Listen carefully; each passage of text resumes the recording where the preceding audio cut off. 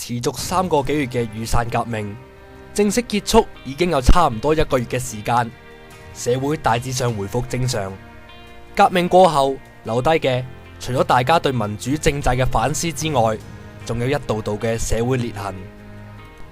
社會上出現2大陣營，支持佔中嘅年青一輩充滿正義感、公義感，希望為社會嘅改革出一分力。另一方面係反對佔中嘅成年人，要求社會繁榮同埋穩定。大家站喺裂痕嘅兩邊，互相對立，互不相讓。90後嘅蔡俊傑同好多年青人一樣，都支持佔領行動，認為社會應該向前走。但係同一屋檐下嘅爸爸就正正站喺相反嘅立場。惡劣到啊！曾經試過嘈交啦，咁嘈交試過即係講唔掂數咁啊，衝咗翻房門又白門啦，跟住之後幾日冇傾過偈咯。冇偈傾啊，香港都叫做，咁亦根本就唔可以問呢個問題添。但係講説話真係好 hurt。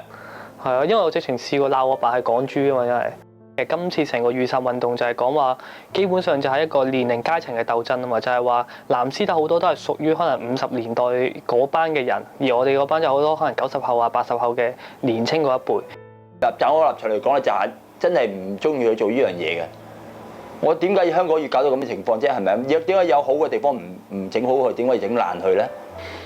人嘅思想好根深蒂固，你要改變一個人諗法係好難嘅，因為呢一種嘅改變，我覺得唔係一啲好細嘅改變，呢啲係一種好大嘅原則性嘅改變。真係盡量都唔好改個問題，唔想講，即係正所謂一講出嚟咧冇偈傾。經歷過爭拗，經歷過沉默，就算大家雙方嘅立場並唔相同，但係相信只要有呢一份親情，再大嘅裂痕都可以修補。